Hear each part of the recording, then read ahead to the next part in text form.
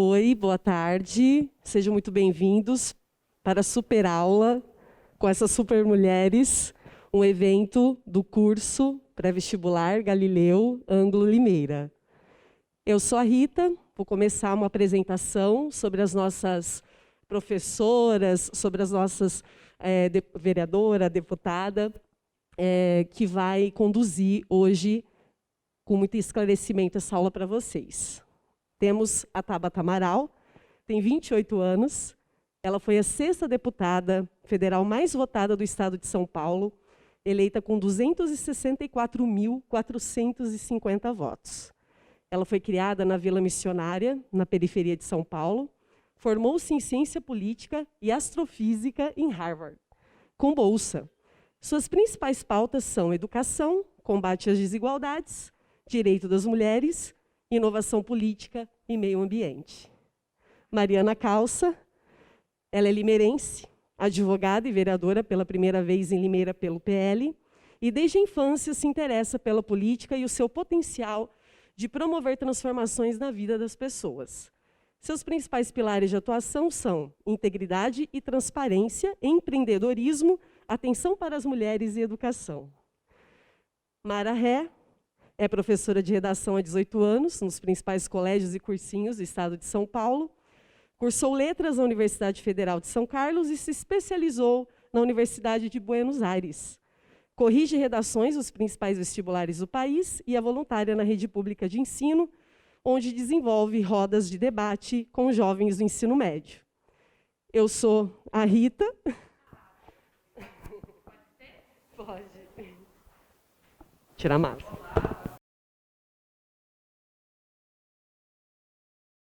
Boa tarde. Eu vou apresentar a Rita. A Rita é cientista social formada pela Unesp.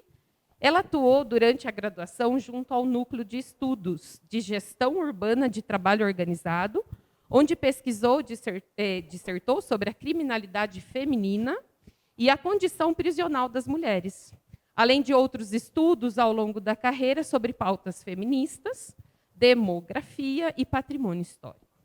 É professora de História e Sociologia há 19 anos. E eu tenho muito orgulho. Eu também. Estamos tremendo.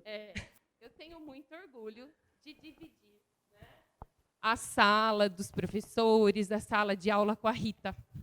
E eu já desejei por muitas vezes que eu tivesse a Rita em todas as escolas que eu passasse. Porque a Rita empodera, porque a Rita... Depois eu continuo falando um pouquinho da Rita. Quem fala, não é essa professora maravilhosa que eu queria ter de redação para a minha vida. Que o meu irmão não ouça isso, que ele foi o meu professor de redação.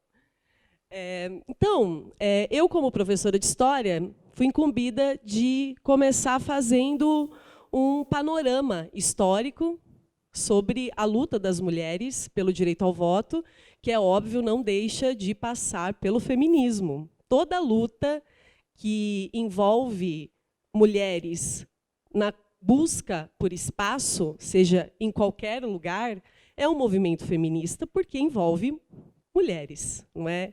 Que são mulheres fêmeas, né? Feministas. E para vocês verem, né, como que a mulher era tratada ainda no século XIX, vocês sabem que o século XIX, os estudantes aí, pelo menos já de 9º ano, agora no 2º ano do ensino médio, estão estudando lá sobre século XIX, imperialismo. A gente sabe que esse século foi um século extremamente cientificista. Então, segundo a Revolução Industrial, a busca por conhecer cada vez mais os elementos da natureza, tentar desvendar os fenômenos com cada vez mais perspicácia. E o ser humano, a sua psique, a sua forma de se organizar em sociedade também virou objeto de estudo. E nós tivemos no século XIX, segunda metade do século XIX, um psiquiatra italiano, ele era médico, psiquiatra, criminalista, que buscava explicar de forma racional e científica, por meio de estudos, observações, comparações de crânios relacionados aí, né, à formação do corpo humano, para justificar a existência de várias humanidades, onde haveria alguns grupos humanos superiores a outros, de forma a justificar o imperialismo. Ou seja, se ele era europeu, né, italiano, na pesquisa dele deu que quem era mais superior, né, o europeu. Mas não parou por aí. Havia também uma busca por justificar também a superioridade não só, né, de alguns grupos humanos sobre outros, como se houvessem várias raças, como também havia ali uma pesquisa desse mesmo médico, com outros, inclusive, para justificar a superioridade do homem com relação à mulher. E agora, ouçam, por exemplo, trechos da sua conclusão, das suas conclusões de estudo, né, nesse contexto aí da segunda metade do século XIX. Ele dizendo, né, ele e Ferroso, né, então é o Cesário Lombroso e Ferroso, que são dois psiquiatras, criminalistas, né, que fazem esses estudos. E eles, nas suas conclusões, escreveram o seguinte. Eu até dou uma respirada, gente, porque nós mulheres ficamos bastante incomodadas, e os homens que não ficarem também repensem, tá? Mas diz assim: relativamente a nós, a mulher é um ser imoral. Ela está sempre de um e de outro lado da justiça. Ela não tem nenhuma inclinação para o equilíbrio dos deveres e dos direitos que fazem a preocupação do homem. Sua consciência é antijurídica, como seu espírito é antifilosófico. Sua inferioridade moral junta-se à sua inferioridade física e intelectual como consequência necessária. Não parou? Tem muito mais coisa. Isso aqui é um texto de faculdade, gente, ó, da época da minha... Hã? Não é? Está amarelo esse texto, mas eu guardo. Espera aí, perdi aqui. Tem vários trechos, mas aqueles que têm mais relação, né, com a participação da mulher nessas esferas, né, jurídicas, de direitos, né, política, são esses que eu selecionei para vocês. E, para fechar, nesse segundo trecho, diz assim: é raro que as mulheres critiquem ou ponham em dúvida e em questão qualquer coisa estabelecida. Nos negócios públicos, sua influência se faz sentir, sobretudo, no sentido de conservação do poder atual, que naquela da resistência à sua usurpação. Ou seja, se por algum momento a mulher assim, né, perceber alguma influência nesses setores das quais ela ainda não fazia parte, né, por não ter direitos, ela, quando tivesse consciência disso, ela defenderia, né, o sistema vigente, não é? Enfim, quando o Lombroso talvez escreveu isso, a ideia, né, nesse século XIX tão cientificista, talvez fosse manter a mulher no lugar onde ela sempre esteve, né, num ambiente mais doméstico, mais fechado, sem participação, sendo propriedade de alguém, não é?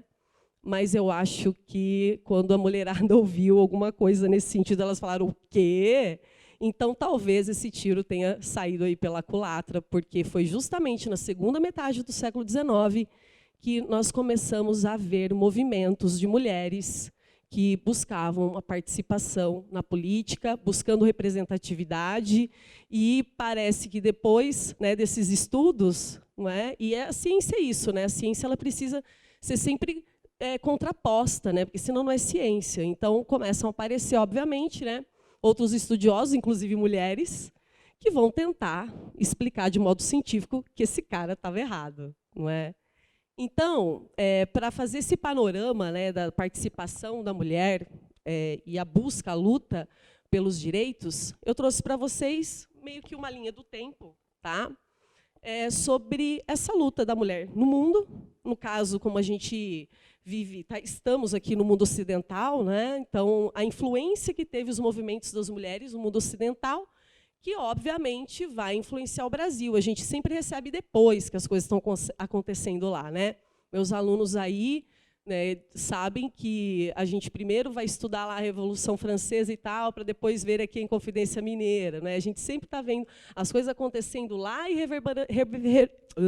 reverberando aqui depois, não é? Então, quando a gente fala, portanto, de século XIX, quando a mulher ela era pensada dessa maneira e justificada dessa maneira cientificamente, nós já tínhamos lutas por direitos, tá?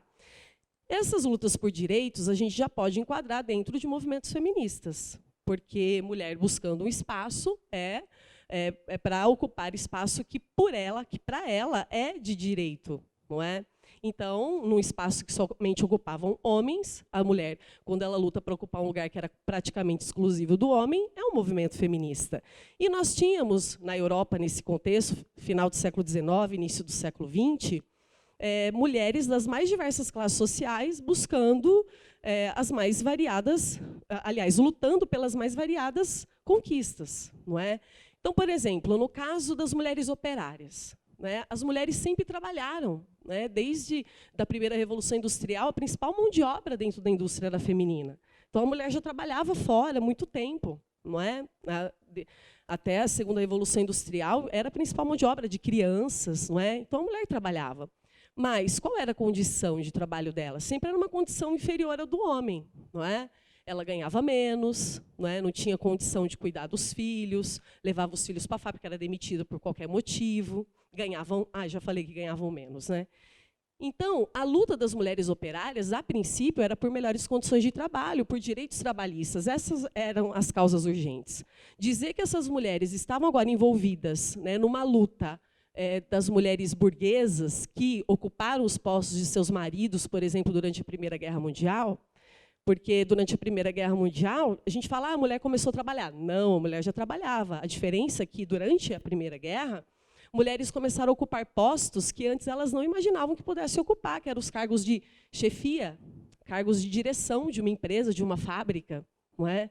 Então, essas eram as mulheres burguesas, eram as mulheres esposas, né, desses líderes empresariais que estavam lá como generais, que estavam como capitães envolvidos na guerra, e elas perceberam que elas faziam um bom trabalho.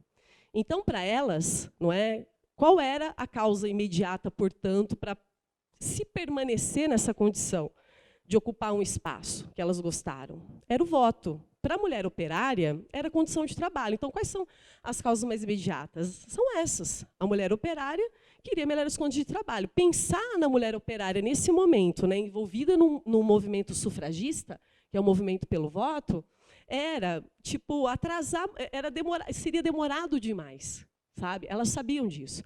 E as causas delas eram urgentes, elas não sabiam como iam comer no mês seguinte ou no dia seguinte, né? Então, participar de um movimento sufragista nesse contexto não era, né, a principal pauta. Porém, é com a união que se faz a força, não é?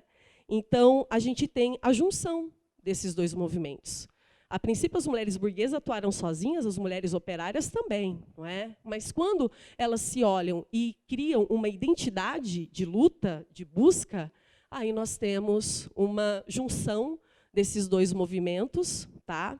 Que vai remontar a formação de um grupo, que meu inglês é péssimo, mas é o Women's Social and Political Union, ou seja, uma união de mulheres na luta por participação política e por melhores condições sociais, não é? Então, a partir daí, o que elas fazem? Elas começam a se organizar, né? Buscam técnicas de propaganda que favorecem a mulher, né? Que já naquela época a gente já tinha ali, dentro desse movimento, a ideia de desmistificar a objetificação, né? Na verdade, fazer isso se reverter, não é? Praticavam, sim, desobediência civil, lutavam pela não violência ativa, aquela coisa de ser discriminada por ser mulher, não é? De ser impedida de assumir determinada posição por ser mulher, de ganhar menos por ser mulher. E também contra a violência física, que se a gente, em pleno século XXI, é um transtorno absurdo que ainda existe, você imagina no século XIX, né, quando a gente tinha ali ainda uma mulher como uma propriedade. E, por que não, essas duas junções dentro desse movimento querem o direito ao voto? Simplesmente por quê? Por que simplesmente o voto era importante? Porque o voto, a ideia era que ele se tornasse amplo, que não servisse apenas aos homens, e homens assim de poucas classes sociais que tinham esse direito, né? Então, elas buscavam o voto amplo, ou seja, para todos. Não querem excluir os homens dessa. Isso aí não é feminismo. O voto irrestrito, o voto representativo e proporcional. É simples assim, é uma coisa racional. Então, elas estavam lutando por algo racional. Então, o que nós vimos? O que a gente pode concluir assim, desse movimento? Que era uma luta coletiva expressamente internacional. Não era de um país, não era de um continente, era uma luta das mulheres.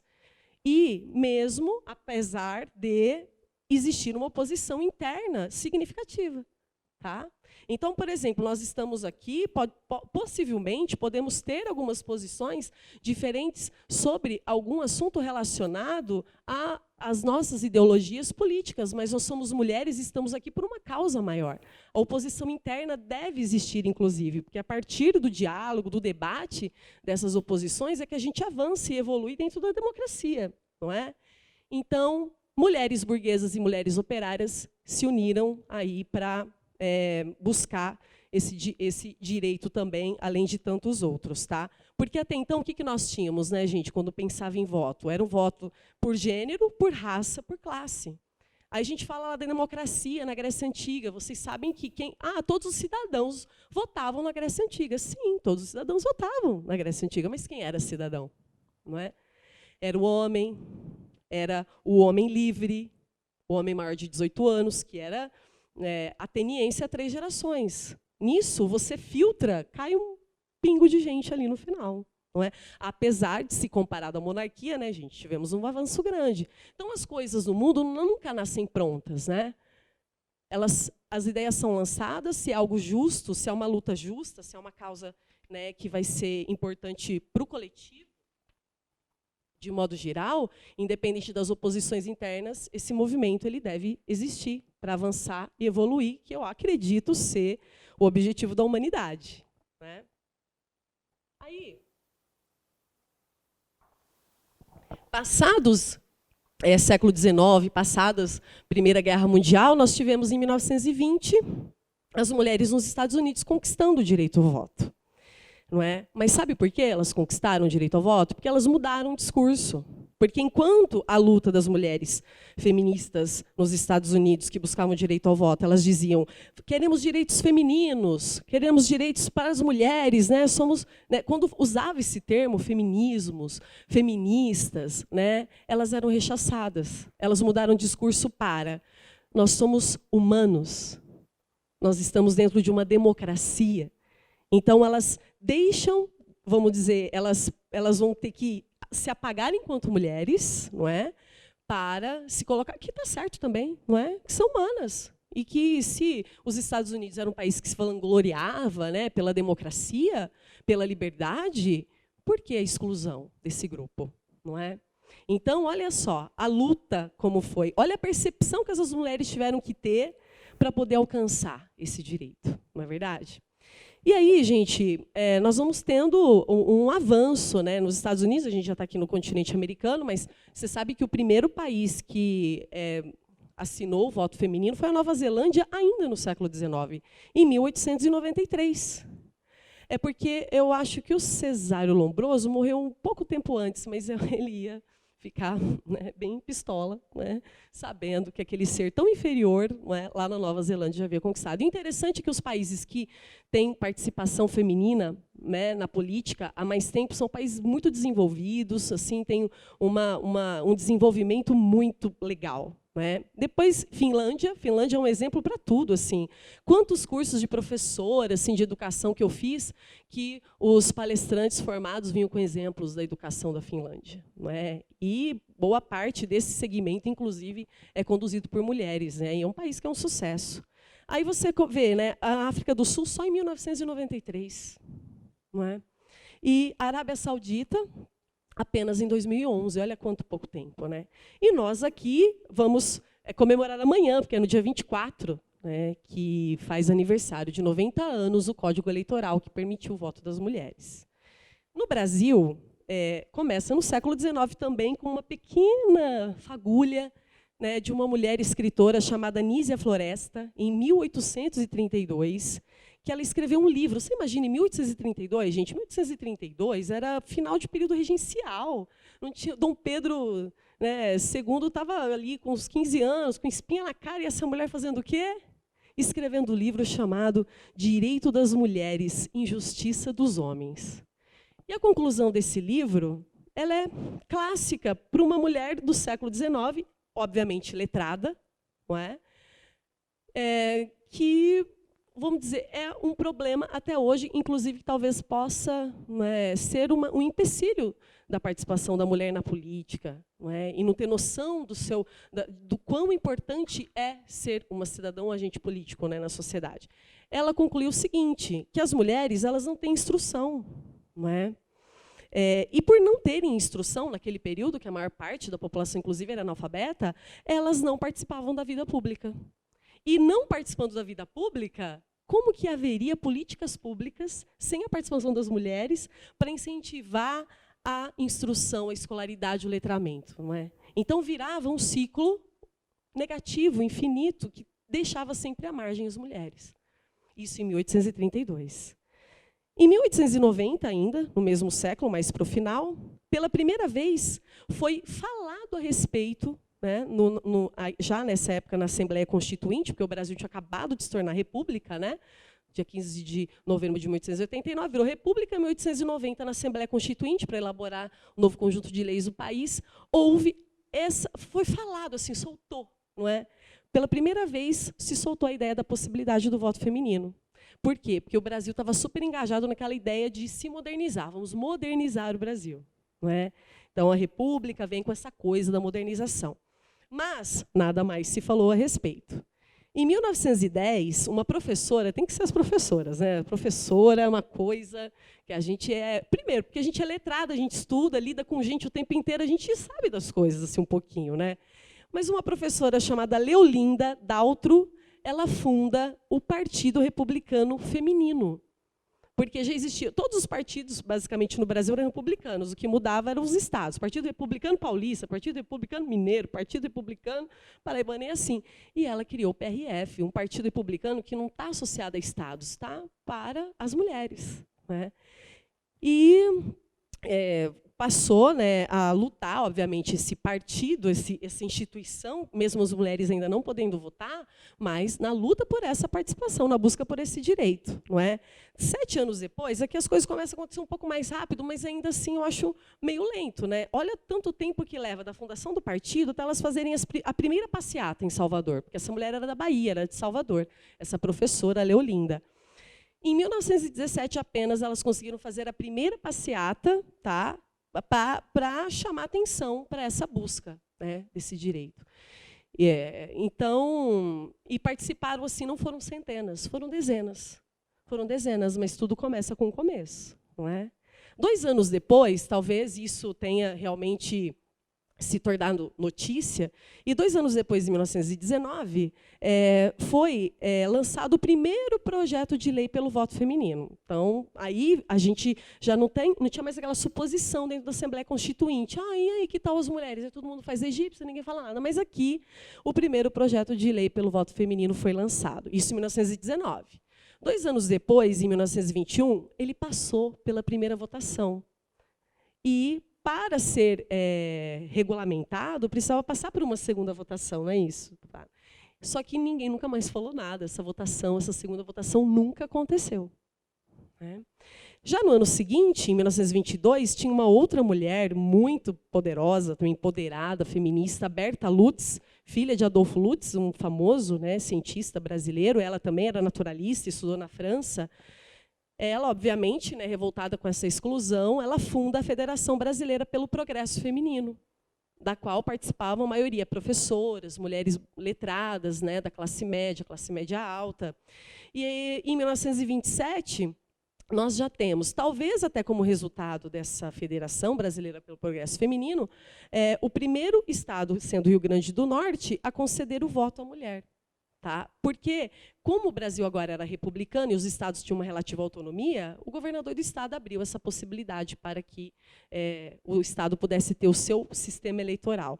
E as mulheres foram até o voto, né? Celina, eu acho que é a primeira eleitora, né? Só que, na verdade, esses votos foram anulados, porque o Senado ficou acreditando que aquilo estava suplantando a Constituição Nacional. Então, esses votos foram anulados, mas a gente já teve muitas mulheres votantes.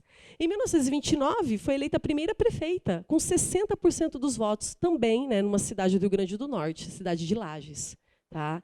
E ela era muito arretada, gente, porque ela era extremamente assim democrática e ela renunciou ao cargo quando o Getúlio Vargas ele deu o golpe de Estado, né, para iniciar o Estado Novo, que ela não concordava da forma, né, como foi feita ali em 34 a sua eleição indireta e depois o golpe de Estado, né. Em 1930, aí sim começa a tramitar no Senado, porque agora, gente, as mulheres elas estão pegando pelas brechas, elas, né, têm movimento, tem passeata, tem um partido formado, tem um grupo de mulheres progressistas, a gente tem uma prefeita eleita, não é, sem ainda a Constituição realmente permitir, ou seja, só precisa legalizar, porque as coisas já estão acontecendo, não é? E aí, em 1930, tramita no Senado, e uma comissão de juristas convocada para poder fazer o Código Eleitoral. Entre esses juristas estava a Berta Lutz, que fez faculdade de Direito, né, fez advocacia na época, para poder falar de frente a frente com os juristas, com os estudiosos do direito ali. E, enfim, em 1932, né, em 24 de fevereiro, foi assinado o Código Eleitoral. Não é? Mas é importante lembrar o seguinte, que esse Código Eleitoral ele foi assinado num ambiente ainda de autoritarismo, né? Vide a Revolução Constitucionalista que a gente teve aqui em São Paulo, que colocava o Vargas ali, né, como ditador. E esse voto para as mulheres não era obrigatório. Era obrigatório apenas para as mulheres funcionárias públicas. Por que para as funcionárias públicas? Naquela época não havia estabilidade no funcionalismo público. Então, elas poderiam ser demitidas se caso elas não votassem nos apadrinhados pelos seus chefes, né, políticos dentro dos departamentos onde trabalhavam. Tá? E aí ele foi sancionado mesmo em 1934, com a nova Constituição. E, a partir de então, todas as constituições davam participação da mulher ao voto no Brasil. Tá? Então, algumas considerações finais. É importante a gente sempre lembrar que a mulher passou a votar quase 100 anos depois, né, que outros países. Então, a gente tem assim um leve atraso de quase um século. Não é? Então, muita coisa ainda precisa ser feita. O sistema eleitoral hoje, talvez eu acho que a vereadora, a deputada Mara, venha falar um pouco mais sobre isso, mas eu só vou deixar aqui lançado, que o sistema eleitoral ele ainda prioriza homens. Não é? Tem um perfil dos políticos, né, dos candidatos e daqueles que são eleitos, que geralmente são homens brancos acima de 40 anos, uma média assim, básica de 48. Né? A cultura masculina ainda é muito dominante. A gente vê nas fotos, os ministérios, quando são formados, comissões importantes, né, que são formadas no país sobre assuntos sérios, a gente não vê assim, participação das mulheres. Né? Temos também caso de violência política, que é quando a mulher está falando e ela é interrompida, tem exclusão dela, né, da titularidade de comissões. Quando os partidos eles lançam a candidatura, vocês sabem que tem 30% de direcionado às mulheres. Muitas mulheres, quando vem a eleição, nem elas votaram nelas mesmas. Não é? São candidatas, às vezes, fantasmas, ou que eles colocam para cumprir uma cota, mas o dinheiro dessa campanha vai, né, para outro homem. E obviamente, também assédios, abuso. Né? Então, por que isso? Né? O que impede, portanto, essa maior participação das mulheres, sendo que nós somos, a Tabata vai falar sobre isso, não é? Se nós somos a maioria dos eleitores, somos 77 milhões de eleitoras. Né? Então, nós temos algumas coisas que depois a Mara pode aprofundar, mas a gente tem um problema na educação, não se ensina política na escola. Não é? Detalhe, política é uma coisa, partido é outra. Partidarismo é uma coisa, mas política, nós fazemos política e respiramos política o tempo inteiro.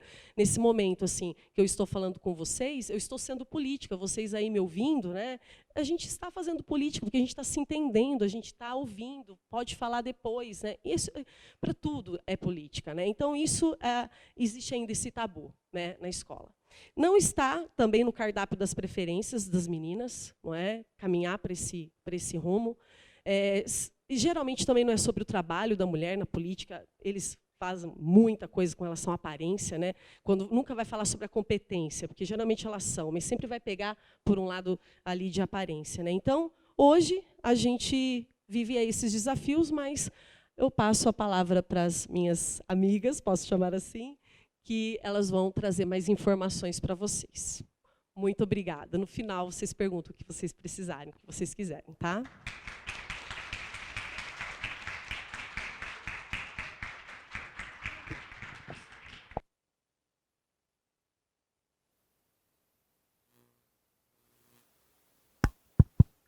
Oi, gente, boa tarde. Tá saindo som? Tá. Aí, obrigada. É um prazer estar aqui com vocês. Eu quero agradecer, em primeiro lugar, todos os alunos que estão aqui com a gente. Não é fácil reunir essa galera aqui para conversar e falar sobre política, ainda mais falar sobre o voto feminino, né? Que muito se fala sobre feminismo, pouco se entende e o preconceito é enorme. Mas, enfim, a gente está aqui para falar sobre isso, para quebrar esses tabus. Eu quero agradecer ao Fábio pelo espaço e pela oportunidade da gente poder estar aqui falando sobre isso. Professora Mara, que é campeã de redação do concurso Vinícius de Moraes. Cansei de entregar diploma para ela no ano passado. Professora Rita, obrigada. E a deputada Tabata Amaral. Tinha um roteiro na minha cabeça, mas eu reparei no negócio. Aqui não tem nenhum corintiano. Estou vendo leonino, São Paulino.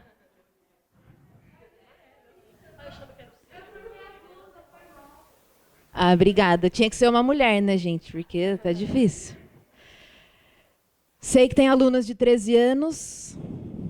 14, alguém?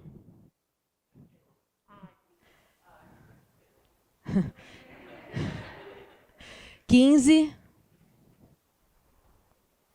16, 17, 18, alguém? Quem tem título de eleitor? Fica com a mão levantada, gente, só para eu... Não, vocês não contam, né? Tá bom. Gente, eu sou a Mariana, eu sou advogada, estou vereadora, primeiro mandato, fui a mulher mais votada da cidade na última eleição em 2020. E estou aqui para falar um pouquinho sobre o que a gente faz na Câmara e sobre esses 90 anos que eu acho que a gente tem que comemorar, sim, que nos possibilitou, me possibilitou e a todas as meninas a votarem, né? Se passaram 90 anos, nós somos a maioria das eleitoras do país, nós somos a maioria dos seres humaninhos do país, nós mulheres, né? E, mesmo assim, nós continuamos sendo subrepresentadas, né? Aqui em Limeira são 21 vereadoras, aliás, 21 vereadores, 6 vereadoras, uma vereadora trans, que eu acredito que isso é um avanço muito grande para uma cidade como Limeira. A Tabata deve falar o panorama do Congresso e da Câmara, que eu acho que é ainda mais assustador. E, por outro lado, aqui a gente tem na região metropolitana de Piracicaba, que são 24 cidades, apenas 17% das cadeiras ocupadas por mulheres, né? Ainda é um número muito baixo, considerando que nós somos a maioria da população. Eu só vou ficar feliz quando a gente for mais de 51%. Menos do que isso, eu acredito que seja inaceitável. E quando a professora falou da primeira prefeita eleita, a Alzira, existe o Instituto Alziras, que nos traz um monte de dados sobre representatividade, sobre o porquê as mulheres não se colocam nesses espaços. E o fato é, mais do que comprovado, que quando se tem mais mulheres nesses espaços, nesses cargos eletivos, políticas públicas de educação, segurança pública, saúde, andam melhor, né? Então, gente, a gente faz política melhor do que os homens. Me desculpem os homens. Enfim, a gente tem um dado de Limeira que eu fiquei muito triste quando o nosso gabinete, o Vinícius e o Renan, colheram esses dados no Tribunal Eleitoral, da quantidade de adolescentes votantes na nossa cidade. Com 16 anos, o voto não é obrigatório, mas eu quero que vocês saiam daqui hoje e entrem no site do TSE e façam. Não precisam nem ir lá no cartório, porque eu sei que é chato, faz no site mesmo. E a gente tem 90 e poucas mulheres votantes com 16 anos e 60 e alguns homens votantes com 16 anos. Nossa cidade tem 310 mil habitantes, gente. Eu acho que isso é assustador. E com 17 anos são 200 e alguma Ixi, agora me fugiu o número. Enfim, a proporção é de 55% de meninas, 45% de meninos, num total de 300 e tantos jovens eleitores. Então, o número é muito baixo. E eu acho que a gente tem que entender que vocês fazem parte. Que a gente só vai conseguir mudar esse panorama e a política no nosso país se vocês entenderem que vocês têm também responsabilidade nisso. Eu tirei meu título de eleitor no outro dia depois do meu aniversário de 16 anos. Eu sou dessas, né? Acompanho a política faz um tempo. E nunca me imaginei que eu fosse estar aqui onde eu estou. Mas eu sempre soube da responsabilidade que eu tenho, hoje não mais no meu futuro, mas no futuro de vocês. De pensar a política, de tentar, de alguma forma, me mobilizar para realmente, com ações efetivas, mudar o nosso cenário, né?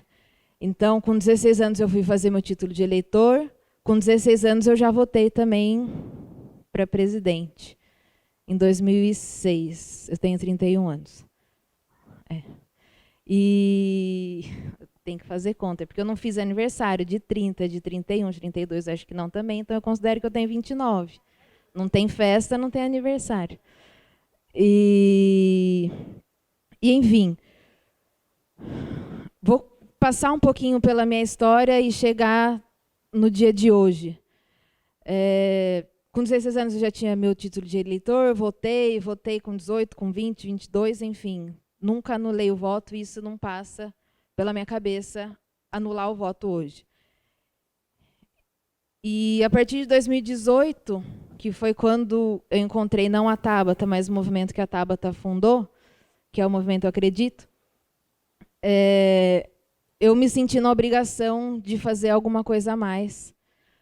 Não só pela nossa cidade, né, mas pelo nosso país, se mobilizar, se envolver, buscar informação, tentar, de alguma forma, trazer mais gente e fazer com que as pessoas se mobilizassem para transformar a política. Eu venho de uma família de vicentinos, que é um braço da Igreja Católica, que a gente, no frigir dos ovos, faz um assistencialismo, cuida de pessoas pobres da nossa cidade. Então, isso me mostrou que eu podia também, além de fazer o que a gente faz pelos vicentinos, fazer um pouco mais. Fiz estágio na Defensoria Pública, não aqui em Limeira, em Campinas, e eu percebi o tamanho da desigualdade, das pessoas que eu atendia na Defensoria Pública e da bolha que eu vivo, e que eu vivo numa bolha de privilégios ainda. E então, de tudo o que foi acontecendo na minha vida, eu me vi numa situação de que ou eu fazia alguma coisa, ou eu ficava sentada esperando o mundo passar por cima de mim e por cima de todo mundo, E fui atrás do Movimento Acredito, faço parte de umas redes que a Tabata também faz, Acredito, Renova, RAPS, e enfim, hoje eu estou aqui. E a nossa campanha, em 2020, ela foi completamente ligada a atrair mais mulheres para se mobilizarem e para estarem comigo nesse lugar, E hoje, com 1 ano de mandato, a gente tem 5 projetos de leis aprovados e a maioria deles dizem respeito a nós, mulheres, Um deles fala sobre a permissão da entrada de doulas nos hospitais, Outro sobre a Lei Maria da Penha nas escolas, para que isso seja tema a ser tratado dentro das escolas. Um outro projeto de lei que trata da primeira infância, que determina que o executivo, que a prefeitura, trace as diretrizes para tratar melhor as nossas crianças. O censo arbóreo. Já sei. Dignidade menstrual. E aí, dentro desses projetos de leis, eu quero só relatar o que aconteceu na votação do projeto de lei da dignidade menstrual, que foi um projeto muito debatido, principalmente pela ala conservadora daqui da Câmara Municipal, que tive 6 votos contras, porque nós fizemos uma previsão de que os homens transmasculinos também seriam vistos nessa política pública, né? Os homens transmasculinos menstruam, têm útero, têm ovário e precisam sim receber o absorvente, receber a informação e receber essa política pública. E foi uma briga enorme, uma sessão que acabou quase meia-noite, de discussão, e simplesmente 6 homens que não menstruam votaram contra o projeto, por conta disso. Então, aqui eu gostaria que vocês refletissem da importância da gente mulher, estar nesses lugares, e da gente mulher fortalecer mulheres que estão nesses lugares, e estimular que mulheres queiram estar nesses lugares, né? Eu nunca sonhei que eu tivesse aqui hoje, mas a gente precisa mudar essa realidade. Aliás, pergunta: alguém se vê como trabalhando como político? 3 pessoas. Muito bem, gente. Obrigada. Viu? E é isso. A gente precisa que vocês entendam a participação da juventude, das mulheres. Esse ano é um ano eleitoral, e estudem os candidatos, estudem o que eles fizeram, o que eles querem fazer, e enfim, mais do que isso, pensem nas mulheres, né? Há 2 semanas atrás, a vereadora Isabeli, que é trans, sofreu diversas ameaças de morte, inclusive, nas redes sociais. Foi feito o boletim de ocorrência, e somente 10 dias depois, a Câmara Municipal de Limeira, que é liderada por um homem, se manifestou a respeito. A Isabeli é uma vereadora como todas as outras. Ela precisa ter a sua segurança garantida. E a Câmara Municipal ignorou esse fato por 10 dias. 10 dias depois, eles se manifestaram. Então, de encontro com isso, né, a Procuradoria da Mulher, que eu lidero, nós fizemos uma manifestação de repúdio e de solidariedade em relação à vereadora, mas para vocês verem o quanto é difícil e é hostil esse espaço, mesmo passado 90 anos. Né? As mulheres, em 1932, puderam votar e puderam também serem votadas. Né? Mas passou todo esse tempo e a gente é 10%, 17%. Em algumas câmaras em Araras, que meus olhos brilham, são 6 mulheres e 5 homens. Mas é uma na região. Iracemápolis não tem mulher, Santa Gertrudes não tem mulher, Rio Claro tem uma mulher, que é uma cidade tão grande quanto Limeira. Então, a gente precisa fazer um pouquinho essa reflexão, e eu quero que vocês reflitam na importância do voto de vocês nesse ano. E que os que não levantaram a mão na hora que eu perguntei se já tem título de eleitor, o ano que vem eu vou voltar aqui e vou perguntar de novo. Quantos tiraram título de eleitor? Aliás, dia 5 de maio a gente pede para o cartório eleitoral de novo quantos adolescentes de 16, 17 anos tiraram título. E eu estou contando com vocês. Eu não sou candidata, tá? Mas estou contando com vocês. Tá bom? É isso. Tabata, manda bala.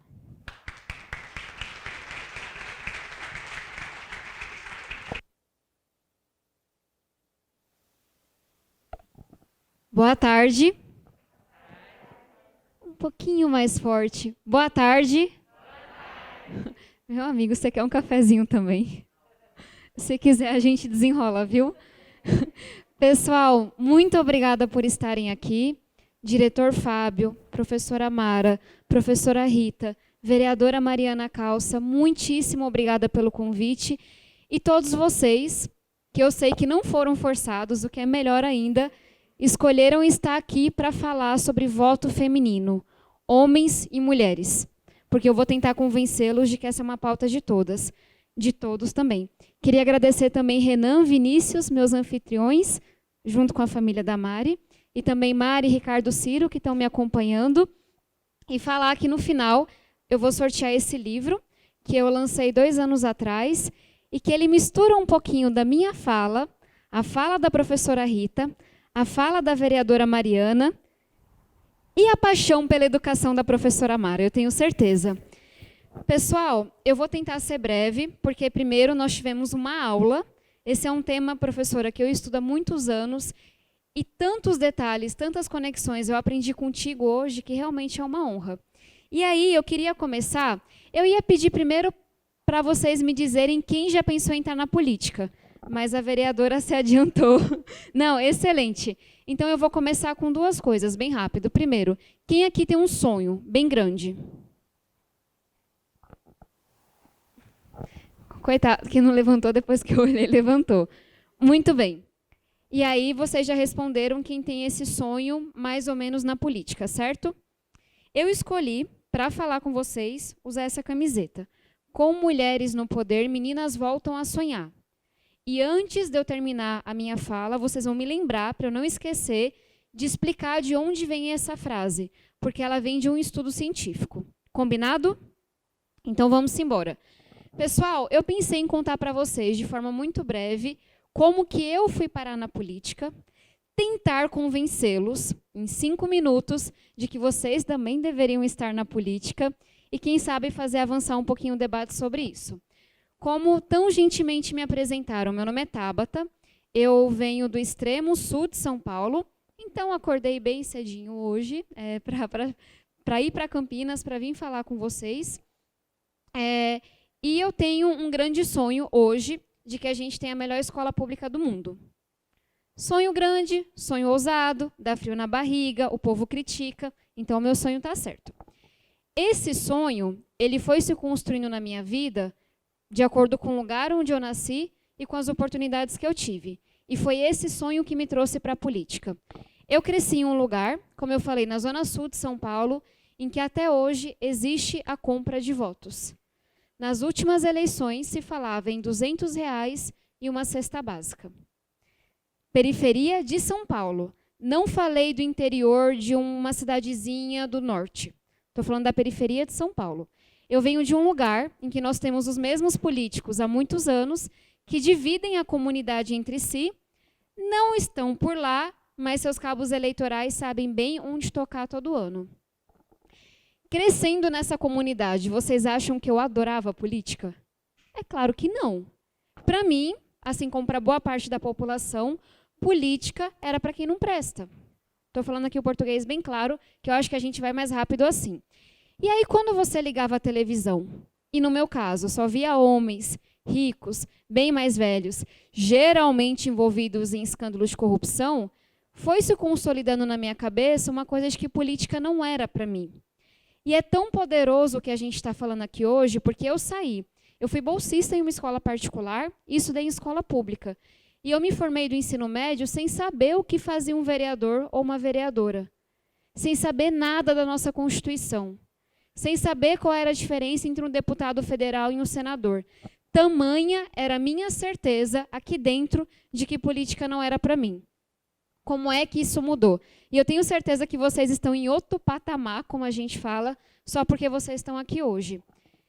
Como eu falei para vocês, venho da periferia, era aluna de escola pública, tive uma oportunidade incrível com a Olimpíada de Matemática de Escolas Públicas, a OBMEP. Alguém já fez a OBMEP? Gostaram da OBMEP? Algumas pessoas gostaram. Bem, eu participei da OBMEP no 6º aninho, quando era muito mais fácil, em 2005, na primeira edição. E aquela Olimpíada de Matemática, com o apoio da minha professora Simone, que era minha professora de matemática na escola estadual, me fizeram ganhar uma medalha de prata e depois uma medalha de ouro. E isso mudou minha vida para sempre. Lembrando que a OBMEP é uma política pública. Eu ganhei uma bolsa em uma escola particular muito boa de São Paulo, que inclusive compete aí com o Ângulo, então é uma escola bem top mesmo. E naquela escola eu tive oportunidades que eu nunca tinha ouvido falar. Para começar, eu pegava 1h30 de transporte público e estava eu com meu tênis rasgado e todo mundo lá super na moda. Eu com meu sotaque, que se você reparar bem, tem um pouquinho de nordestino no fundo, mas que era muito mais forte na época, então falar oxe, pronto, não sei o quê, porque a periferia é nordestina. Minha mãe é baiana, meu pai era paraibano, eu não conheço um cidadão da minha comunidade que tem os pais paulistas, para vocês entenderem o nível. Mas a comida é melhor também, né? Então tem esse tipo de coisa. Mas brincadeiras à parte, eu chego naquela escola com um sotaque que era um pouco diferente, com uma realidade que era completamente diferente, sem conhecer Paulista, sem conhecer Ibirapuera. E as pessoas estão ali me perguntando, não, mas na sua escola as pessoas iam armadas? E eu, meu Deus, onde que você vive? Mas elas estavam falando de coisas que eu nunca tinha ouvido falar. Meus pais não terminaram o ensino médio. Minha mãe terminou muitos anos depois fazendo EJA. Inclusive, tem total a ver com a nossa discussão de hoje. Minha mãe, ela veio para São Paulo para estudar, acabou engravidando de mim quando estava no ensino médio e foi expulsa de casa. E não foi acolhida pelo meu pai biológico. Tem tudo a ver com a discussão que a gente está fazendo. E eu estou aqui porque uma mulher forte, que é minha mãe, decidiu me ter meio que contra tudo e contra todos. E nascendo desse lugar, a gente não falava em casa sobre USP, Unicamp, cursinho, FGV, não era o nosso vocabulário. E eu já tinha ouvido de tia, de vizinho, você e seu irmão vão ser drogados igual o seu pai, porque meu pai era dependente químico. Mas eu não me lembro de ter ouvido você vai fazer faculdade. E eu comecei perguntando para vocês de sonhos, e eu vou retomar esse assunto. Mas a gente tem que entender que no Brasil não é só o sonho que é realizado que é diferente, dependendo do CEP, da cor da pele, do gênero, orientação sexual, entre várias coisas. É o tamanho do sonho que é diferente. Se não fosse a UBMEP, se não fosse a bolsa que eu recebi, não sei se eu teria sonhado em fazer faculdade, porque claramente ao meu redor esse não era o sonho que as pessoas tinham para mim. E aí, quando eu fui para a escola particular e eu comecei a sonhar com fazer uma faculdade, porque só se falava sobre isso, eu tive professores que começaram a sonhar aquilo para mim. E que não sabiam que meu pai era dependente químico, não sabiam que a gente morava em cima de um escadão. Mas olhavam para mim e falavam, não, você vai fazer faculdade. E aí é engraçado, porque eu não tinha muita referência. Então, quando eu cheguei, eu participei da Olimpíada Brasileira de Astronomia. Alguém já fez a OBA? Gostaram mais da OBA? Boa, beleza.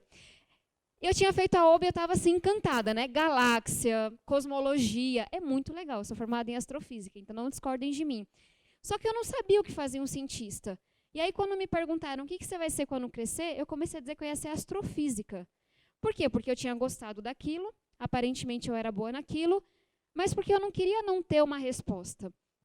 Então, quando eu falava astrofísica, todo mundo ficava meio, nossa, tipo, da hora, né? Eu ia falar outra palavra, mas vocês já entenderam. E aí eu fui seguindo nesse sonho. Então, meu primeiro sonho foi realmente emprestado. Mas que bom que eu aprendi a ter um sonho. Porque naquele mundo em que eu cresci, em que às vezes faltava a passagem do ônibus, faltava o dinheiro para o lanche, eu precisava daquilo para me agarrar. E foi fundamental para mim ter um sonho.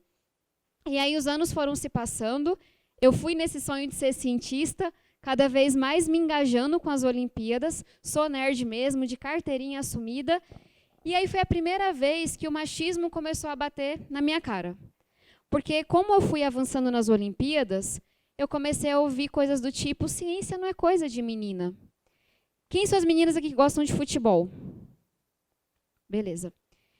Menina que gosta de futebol, qual é a primeira pergunta que fazem para você? O que é impedimento? Alguém faz essa pergunta estúpida para um homem? Não. Transfiram a pergunta, o que é entendimento, para química, astrofísica e biologia e todo o resto.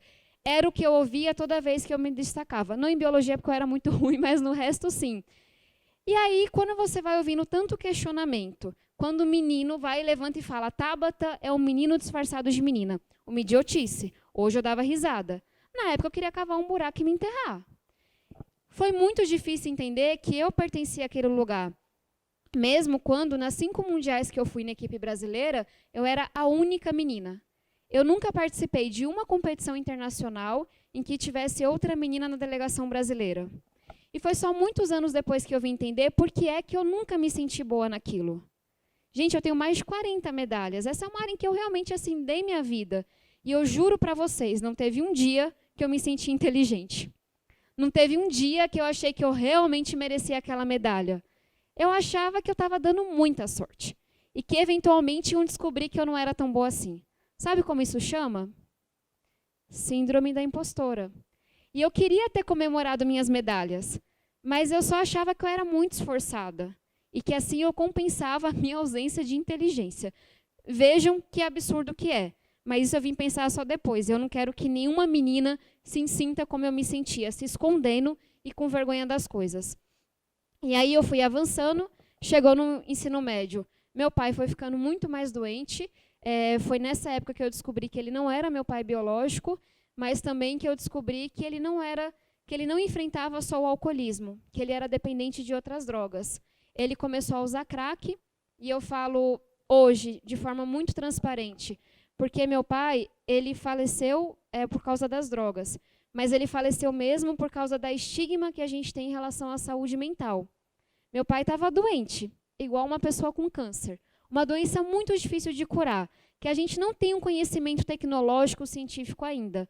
Mas, ao invés de ajudar meu pai, as pessoas ouviam que ele tinha que rezar, que ele tinha que se esforçar. E eu sou super religiosa, mas a gente não manda ninguém que está doente rezar, se esforçar e ser uma pessoa melhor.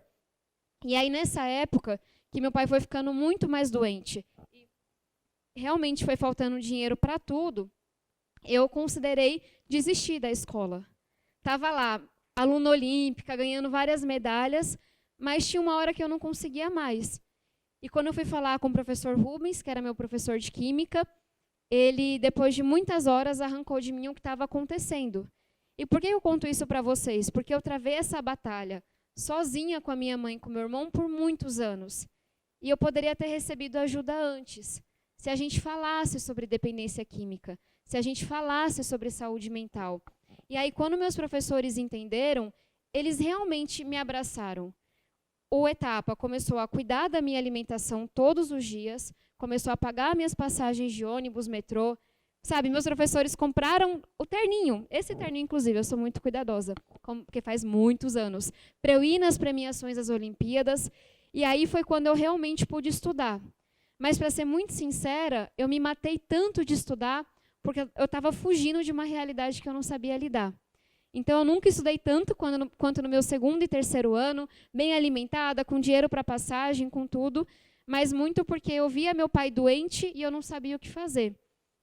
E aí foi quando eu fui para as mundiais, fiz o vestibular americano, que tinha virado um sonho, fazer faculdade nos Estados Unidos, consegui uma bolsa para estudar inglês e fui enfrentando como eu podia. Foi um momento muito difícil e triste da minha vida, mas foi quando eu pude estudar e eu realmente entendi a educação como minha tábua de salvação. Passou um pouquinho de tempo, eu fui aceita em 6 faculdades americanas com bolsa, incluindo Harvard, Princeton, outras. Fiz 3 vestibulares brasileiros, só passei em um. E eu faço questão de falar isso para vocês, porque eu sei que vocês vão passar por um processo de vestibular que é muito injusto, e eu quero que cada um aqui dê o melhor de si, sonhe alto, realmente se prepare. Mas eu acho importante a gente fazer essa discussão daqui a alguns anos, eu espero, de quão injusto é o vestibular brasileiro.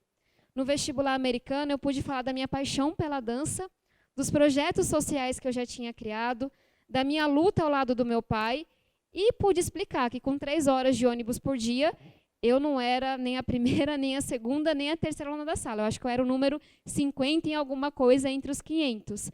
E já o vestibular brasileiro, ele olha para um tipo de inteligência uma vez no ano, e é isso.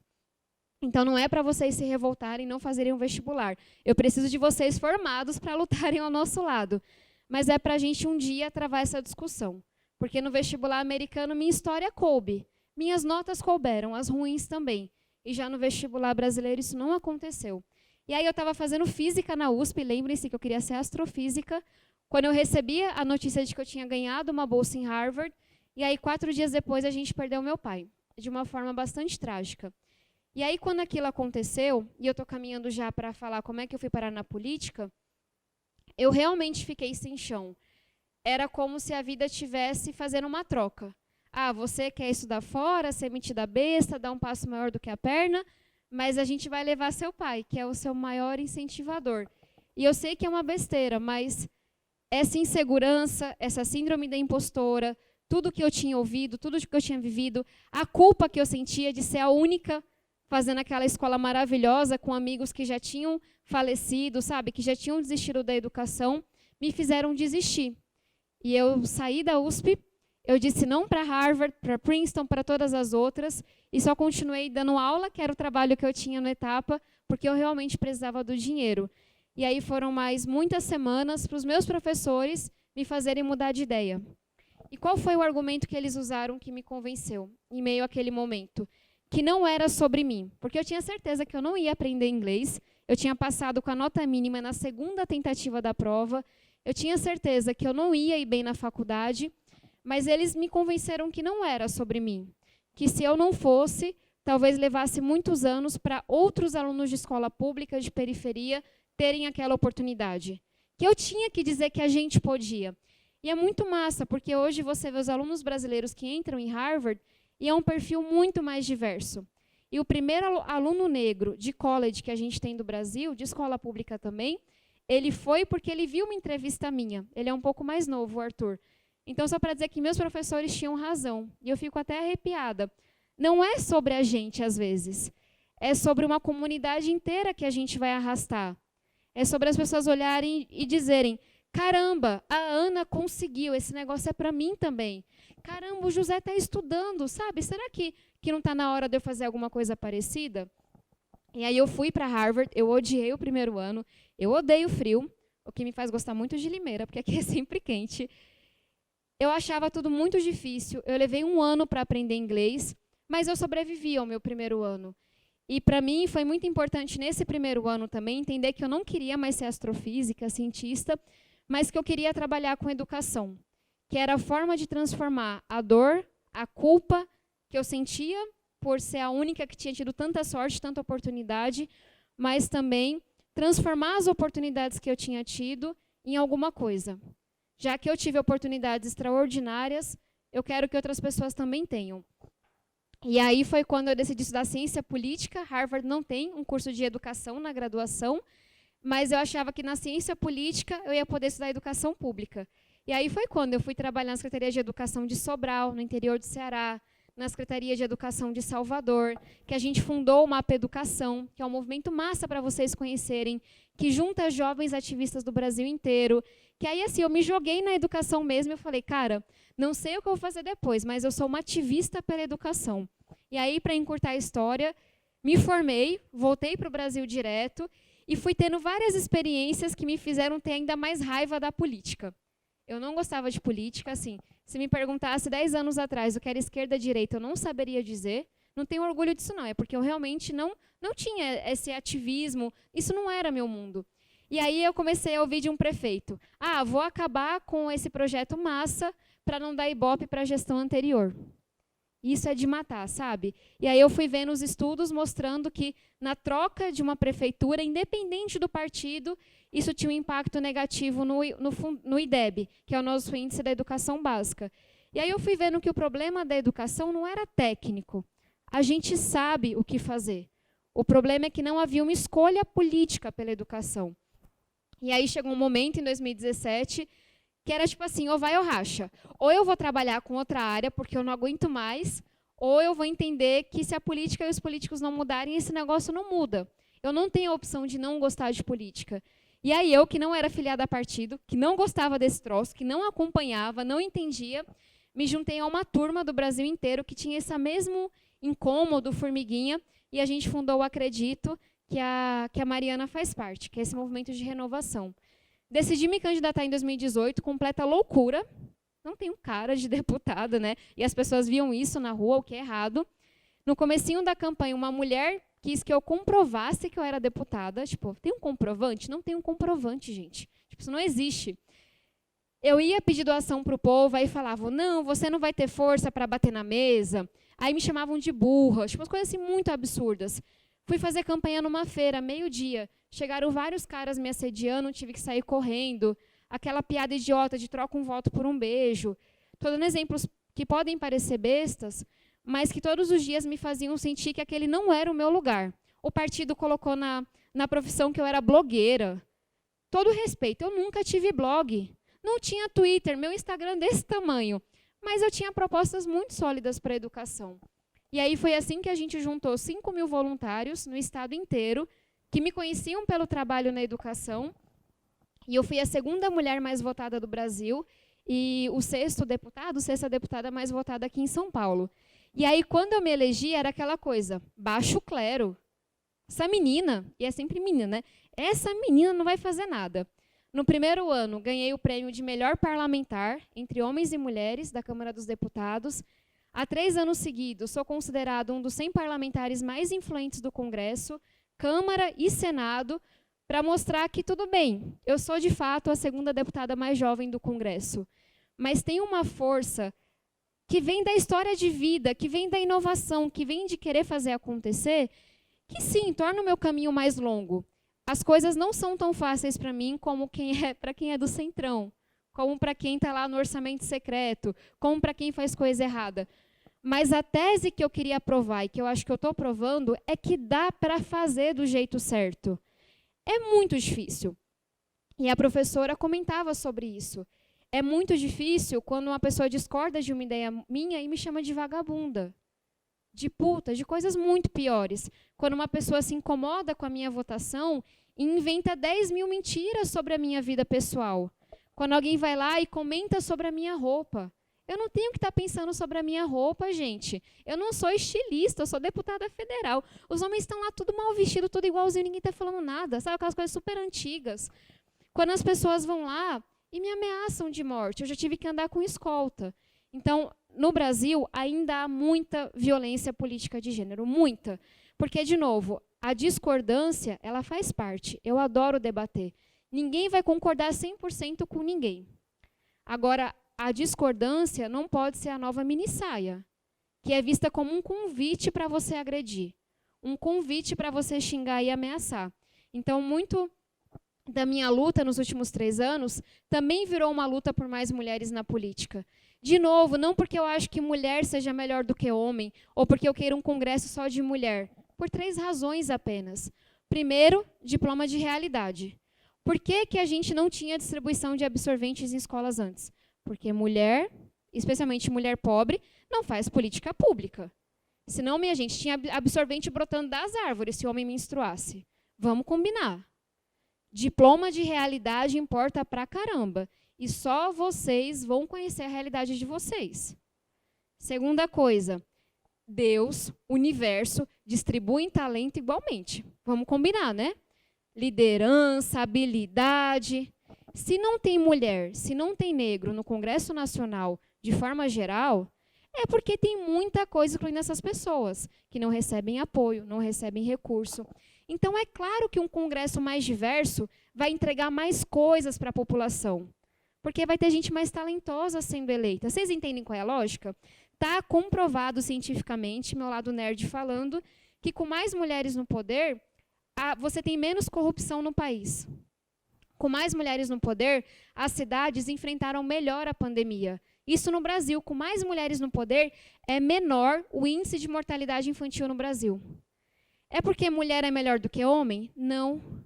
É porque você subiu a barra para todo mundo. E os resultados impactam homens e mulheres. E a terceira coisa, minha gente, é sobre representatividade. Vou explicar minha frase bem rapidinho. Tem um estudo feito por pesquisadoras de Harvard, MIT, Northwestern, várias instituições bem respeitadas, que mostrou que em vilas indianas, é um estudo feito na Índia, onde você elege mulheres como chefe da vila, só isso, a partir do 2º mandato, já explico por quê, as meninas, adolescentes, tiram notas maiores de matemática, dedicam menos tempo para limpar a casa e têm sonhos maiores. E aí eles, meu Deus, eu só elegi a mulher chefe da vila. O que acontece a partir do 2º mandato? E aí eles foram lá entender que no 1º mandato, tudo que dava errado na cidade era, na vila, né? Porque ela é mulher. Não sabe. Olha isso, tudo errado, não sei o quê. A partir do 2º mandato, até que essas mulheres sabem fazer política, estão fazendo direitinho, e aí na hora que as famílias, a comunidade, viu uma mulher governando a vila, aumentava a expectativa em relação às meninas, que ficavam menos tempo limpando a casa e mais tempo estudando. Afinal de contas, um dia elas também poderiam ser chefe da vila. Então, o estudo científico mostra que com mais mulheres no poder, meninas voltam a sonhar e sonham maior. Então, para finalizar, o caminho que a Mariana escolhemos é um caminho muito difícil. A política no Brasil está muito polarizada, muito violenta. Eu realmente espero um dia poder fazer política pública, não sem receber discordância. Isso faz parte da democracia. Não todo mundo gostando de mim, impossível. Mas me sentindo segura, sem ameaça de morte. Me sentindo segura para postar uma foto minha e não ver comentários que eu não pedi sobre a minha aparência e a minha roupa. Me sentindo segura para andar na rua e saber que eu não vou ser agredida porque eu sou mulher. É só isso que a gente pede. E como é que isso vai mudar? Aí é o paradoxo, com mais mulheres no poder. A gente está lutando por cotas no parlamento para mulheres, para pessoas negras. A gente luta para que haja financiamento. Porque eu estou muito convencida que na hora que o Congresso Nacional tiver a cara do Brasil, tirou a fotinho, tem pessoa com deficiência, tem mulher trans, tem negro, tem ex-aluno de escola pública, tem cientista, parece o Brasil. O Congresso Nacional vai servir ao nosso Brasil. E reparem que em nenhum momento eu falei de esquerda ou direita. Eu tenho o meu posicionamento, eu tenho o meu partido. Mas o que eu quero mesmo é ter bons interlocutores. Gente honesta e preparada que represente a população na esquerda, no centro e na direita. A gente pode ir para o pau numa votação, mas a gente tem que subir o nível de uma forma geral. E aí entra vocês se importando. Saiu uma matéria no Valor que é muito preocupante, de que a gente corre o risco dessa ser a eleição com a menor participação de jovens. O Brasil aguenta isso? Depois de uma pandemia, com mudanças climáticas, que é um problema nosso, o que aconteceu em Petrópolis é a gente que vai ter que evitar. Não são as pessoas que estão aí há décadas. A gente vai se ausentar desse debate e deixar as mesmas pessoas cuidarem, isso está errado, minha gente. Então, tem que tirar o título, tem que se importar, tem que se ocupar da política. E, de novo, quem me conhece vai saber que isso é muito sincero. Eu não estou preocupada se vocês são de esquerda, centro ou direita. Só não abro mão de que sejam democratas. Dito isso, entrem para a política. Se candidatando, participando, opinando, estando perto. Porque senão, minha gente, a gente deixa espaço para quem está lá, aí sim para fazer besteira. Aí sim com as piores intenções. E aí, espero também ter convencido que com mais mulheres no poder, com mais negros, uma política mais diversa, vai ser bom para brancos e negros. Vai ser bom para homens e mulheres. Essa não é uma causa só das pessoas que não estão hoje representadas. Então é isso, já falei demais. Peço desculpa por ter me estendido, mas só para a gente refletir, 90 anos atrás, tem mulheres que nasceram, mais de 90 anos atrás, a gente não podia votar nem ser eleita, porque a gente era considerada incapaz. Vejam que a gente avançou. É só que é muito lento. Tem estudos que mostram que o Brasil vai levar mais de 100 anos para ter igualdade entre homens e mulheres na política. Eu quero ver isso em vida, eu espero que vocês também, e literalmente depende de cada um de nós. Então, se engajem, como a Mariana falou, existe o movimento Acredito, que é um movimento suprapartidário de jovens na política. Existe o Vamos Juntas, @VamosJuntas.org, que apoia mulheres que estão ingressando na política. Ano passado, 51 candidatas bem diversas foram apoiadas. Quem quiser mandar uma mensagem é Tabata Amaral SP. A gente tem um clube do livro, que chama Nosso Lugar de Leitura, em que a gente se reúne de sábado. É nerd, mas eu confio que tem muitos nerds aqui. Para debater livro, a gente chama um autor, é no Zoom, câmera aberta, todo mundo fala. A gente debateu com a... Vocês já leram o livro Torto Arado? É maravilhoso. A gente debateu com o Itamar, no Zoom, só a gente, o livro dele. Já fizemos debate com a Lilia Schwartz, com pessoas incríveis, sabe? Com a professora Vera, que é filha da Carolina de Jesus, que escreveu Quarto de Despejo. E a gente tem um encontro com o professor Sandel, de Harvard. Vai ter tradução para falar sobre a tirania do mérito. Ele também é autor de Justiça. Ou seja, tem muito lugar para buscar conhecimento, tem muita forma de se engajar. Estou muito feliz de vocês terem parado para nos ouvir. Vou devolver a palavra às professoras e depois a gente faz o sorteio do livro para quem quiser ouvir um pouquinho mais ou ler sobre a nossa luta na educação e por mais mulheres na política. Muitíssimo obrigada.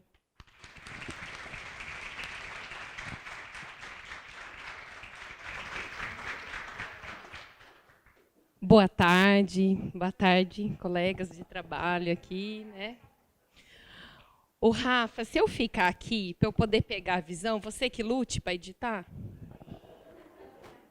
Pode ser? Porque eu queria ter essa visão aqui também. Pode ser? Olha lá o Fábio já veio. Você que lute, Fábio. Lute como uma mulher, Fábio. O primeiro contato que eu tive com o voto foi quando eu era bem pequena. E mamãe perguntava para papai em quem ela devia votar. Sim, sou de uma família que cresci vendo, e inclusive até hoje. Minha mãe nasce em 1945, o meu pai em 1947. E ela fez eu em 1983. E eu cresci, tenho recordações com 6, 7, 8 anos. Eu sempre fiz mais perguntas do que respostas, né? Quem já teve aula comigo sabe disso.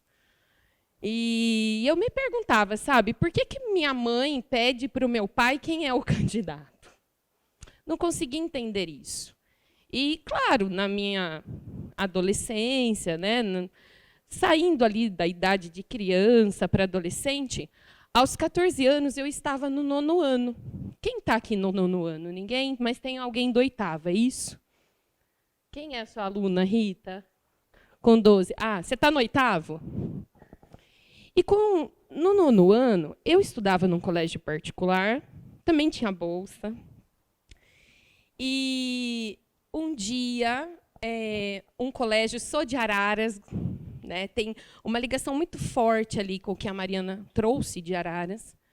E os colégios, o colégio que eu estudava, eles iam representar, né, uma eleição. E nós fomos divididos em grupos. E daquele grupo tinha que sair um presidente ou uma presidenta, e tinha que sair, né, ali os senadores, os vereadores, nós fizemos tudo.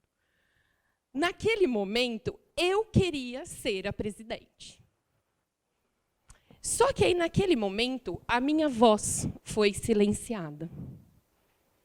Porque eu escutei do grupo que, se eu me candidatasse a presidente pela minha chapa, pelo meu partido ali, pouco provável que nós ganhássemos. Naquele momento, eu comecei a me questionar, será que é porque até então eu nunca vi uma mulher na presidência? Porque era 97 isso, 96. Né? E comecei a me perguntar por que eu não poderia. A maioria venceu, né? E eu não fui presidente naquele momento. Eu fiz todo o bastidores por detrás, fiz né, todos os santinhos para que a escola votasse, mas daquele 9º ano eu não fui a candidata. E aí o tempo passou, aquela voz minha foi silenciada. E quando a gente silencia uma voz, nós desumanizamos alguém, uma pessoa. Naquele exato momento, eu guardei. Sabe o que é guardar? Guardei. Chegou o ensino médio, entrei na faculdade. No primeiro ano de faculdade, eu fui convidada por essa rede mesmo, Anglo, a dar aula em Araras, porque eu já estava lá no UFSCar, e em São Carlos, e eu fui convidada. Meu curso era noturno, né?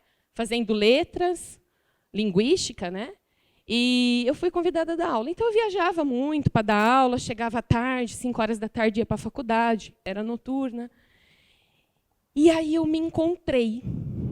Sabe em que momento eu me encontrei? Que eu conseguia poder abrir rodas de debates com meus alunos. Eu me encontrei no momento que eu pudesse... Sabe o que eu fiz hoje de manhã? Os meus alunos sabem. Né? Eu me encontrei no momento que eu falei, uau, talvez eu possa encorajar essas meninas. E também trabalhar, muitas vezes, com os meninos para que eles não fizessem o que o meu pai talvez colocasse ali para minha mãe.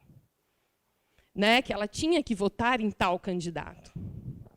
Aquilo foi muito, muito interessante. Então, aos 18 anos, eu começo a dar aula e eu começo a criar gosto por aquilo. E em 2003, 2004, em Araras, nós tivemos um secretário da Educação, em que nós conseguimos fazer um projeto nas escolas sobre trabalhar com o aluno voto, o que é a diferença de um deputado estadual para um deputado federal. E a gente começou, na verdade, a rodar as escolas. Então, é com muita alegria, né, que eu escuto isso de Mariana, né, que quando ela fala, veja, Araras é uma... Então, é interessante como isso é trabalhado, né? E aí comecei a entender que o caminho era pela educação.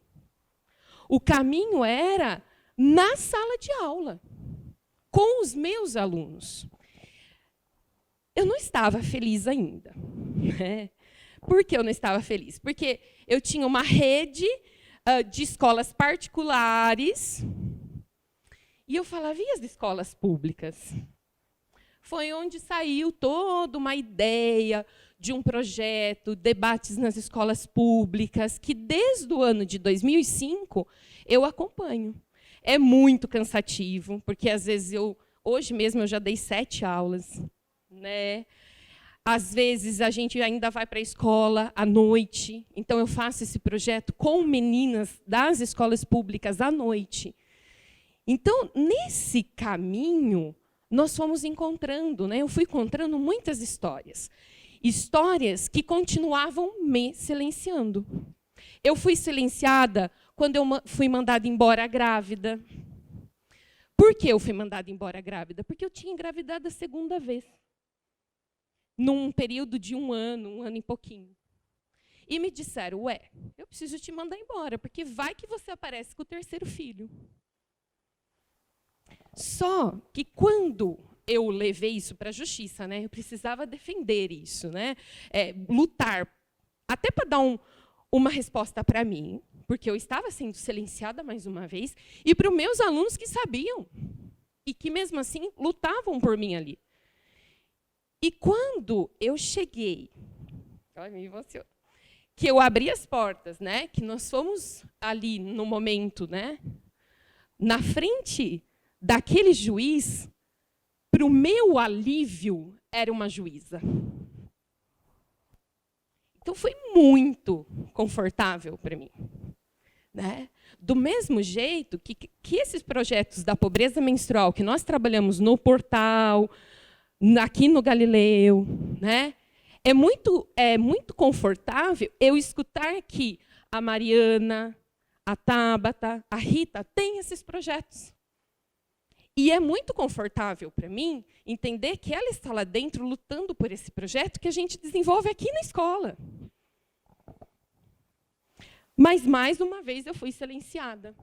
Eu fui silenciada também em todas as vezes que eu viajava para dar aulas, né? Sempre dei aulas em 5, 6 cidades por ano, e eu viajava num carro de homens, porque não tinha mulheres no cursinho dando aula. E tinha eu, porque eu era de português.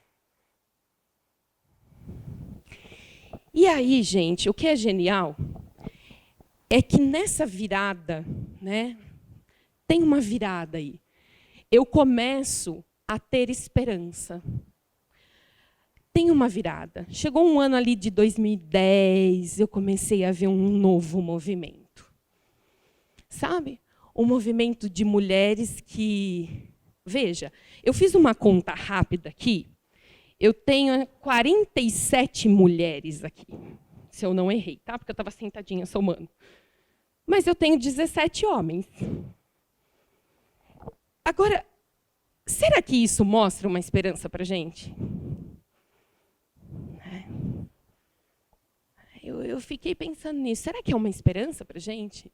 E aí eu começo a ver um outro cenário nos últimos anos.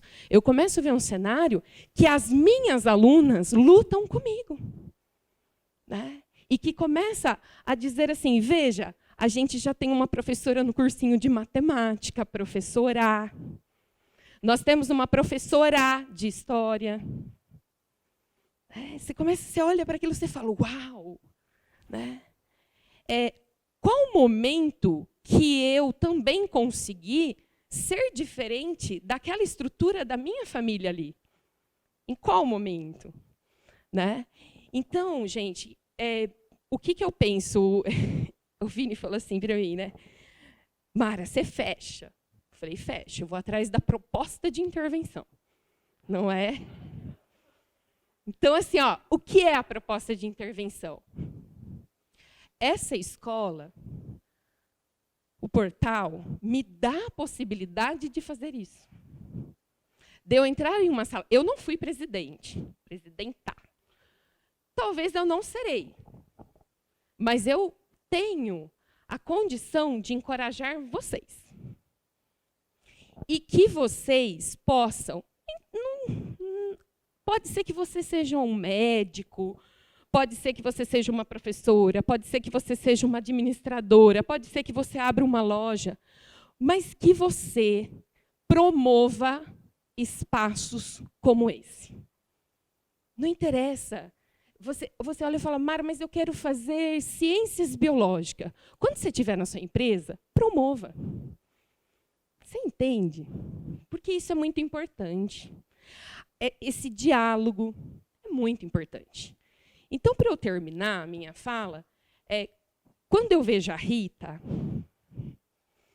e não é uma propaganda nenhuma, mas quando eu chego no ensino médio, porque eu não dou aula no fundamental, e a Rita dá, né, Rita? Você está dando ainda. Eu vejo essa menina que vai ser minha aluna, eu sei que ela já fez um caminho. E que essa menina chega para mim com um caminho tão interessante. Por isso que eu desejo tê-la em várias escolas e falar, ai, que falta que ela me faz. Quando eu vejo a Mariana, faz acho que 1 ano que eu passei a seguir a Mariana. Né? Conheci pelo Vini e também pelo Vinícius de Moraes, o concurso. Quantos alunos daqui já foram para o concurso? Uau! E nós temos vários campeões aqui, viu?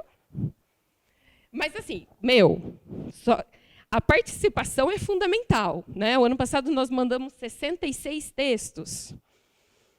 Quando eu vejo a Mariana promovendo um concurso desse, e quando, lá o ano passado, a Mariana fez uma fala assim, é uma foto só de mulheres.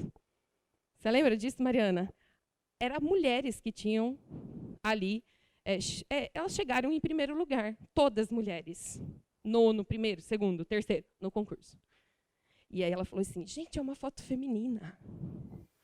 Aquilo me traz uma esperança.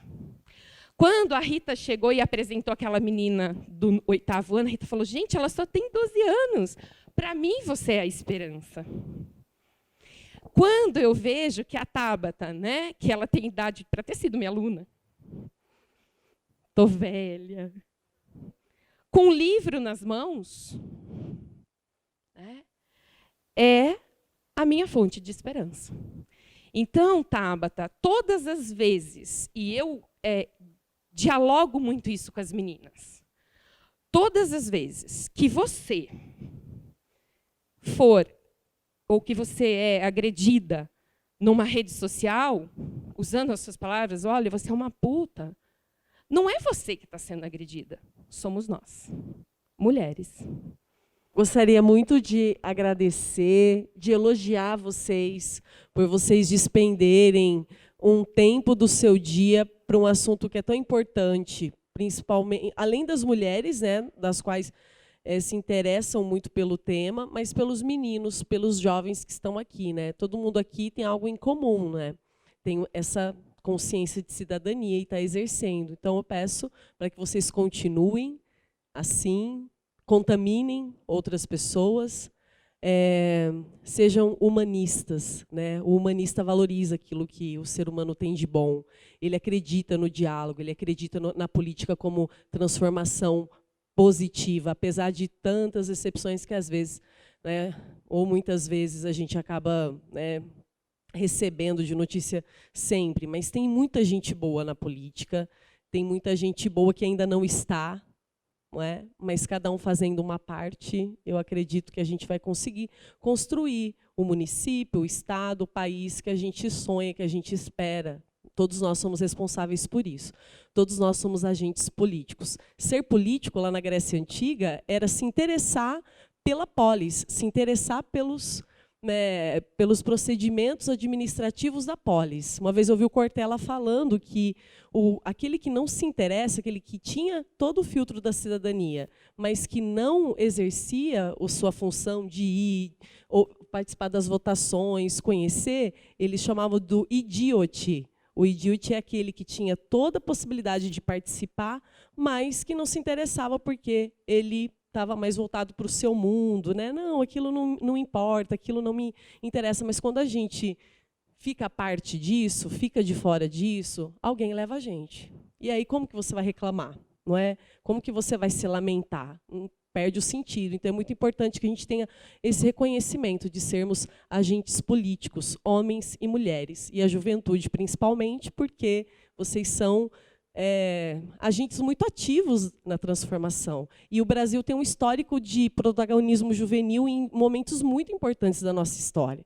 Não é? E hoje o jovem está meio desiludido, parece que ele está mais preocupado ali só com a sua carreira, só com a sua profissão. Tem que se preocupar muito com isso, óbvio, porém, nunca deixando de entender que você faz parte de um todo e você é responsável também por tudo que a gente vive.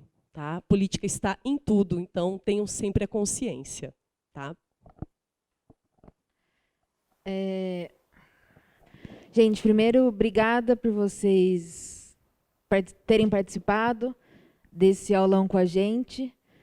Fiquei realmente muito feliz de ter conseguido reunir aqui mais de 50 jovens.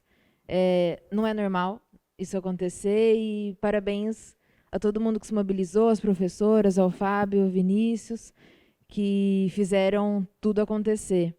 Eu queria me adiantar aqui, a Tabata falou de mudança climática, e sim, é responsabilidade dos municípios também pensar nisso e agir em relação a isso.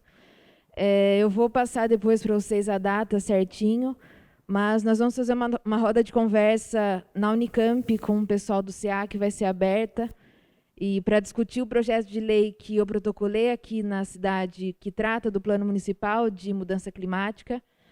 E se vocês puderem, estiverem dispostos, estejam com a gente em mais esse momento. A gente vai trazer técnicos para conversar. Eu sei que é um assunto complexo, mas é um assunto que é atual e que precisa ser falado e que vocês precisam protagonizar. Para vocês esse tipo de evento e é para vocês esse debate.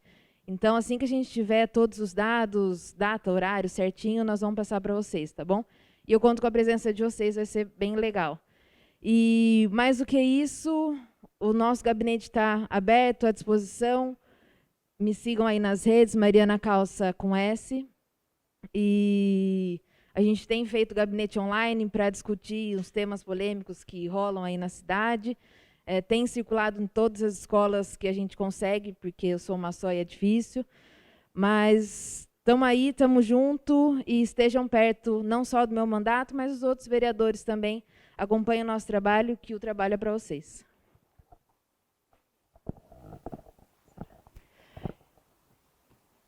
A Tabata vai falar no final que ela tem um sorteio, né? Organizar, e o sorteio, me parece que já está, né? Os papeizinhos. Pessoal, eu fico muito feliz, né? Porque vocês são meus alunos, a grande maioria aqui. Eu acredito muito nesse exato momento, assim, eu estava pensando a minha reflexão agora, e eu acredito muito em dois Brasis, né? Na verdade, não é bem uma crença. Eu acredito que nós estamos em dois caminhos. Um que ainda comete muito racismo, preconceitos, xingamentos, fake news, e o outro de jovens que, numa tarde de quarta-feira, para tudo, se reúne para falar de voto, né? E feminino. Então, eu acredito muito nesse caminho, muito. Vamos encerrar. Pessoal, foi um presente, deixa eu me levantar. É um alento essa conversa com vocês. Confesso que o nível das conversas que às vezes eu tenho em Brasília não é tão alto assim, mas é por isso que é tão importante que vocês estejam lá um dia, ou pessoalmente, ou representados por pessoas que de fato representem vocês. Professoras, foi um prazer estar com vocês. Diretor, muito obrigada pelo convite. Vereadora, Mariana é uma das vereadoras que mais me inspiram no Brasil. Se eu fosse de Limeira, eu votava nela. Então, não, você sabe que é verdade, né? Porque eu pedi voto para você. Então, muito obrigada mesmo.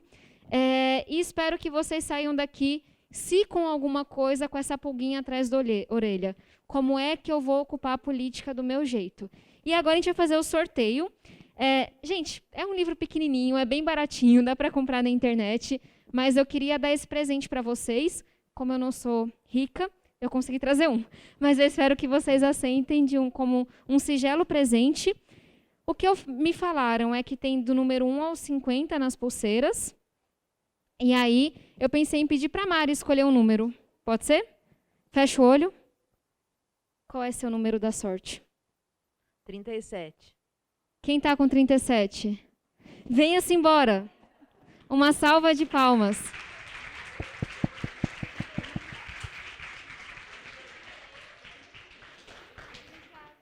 Você fala seu nome e seu sonho e eu já autografo para você?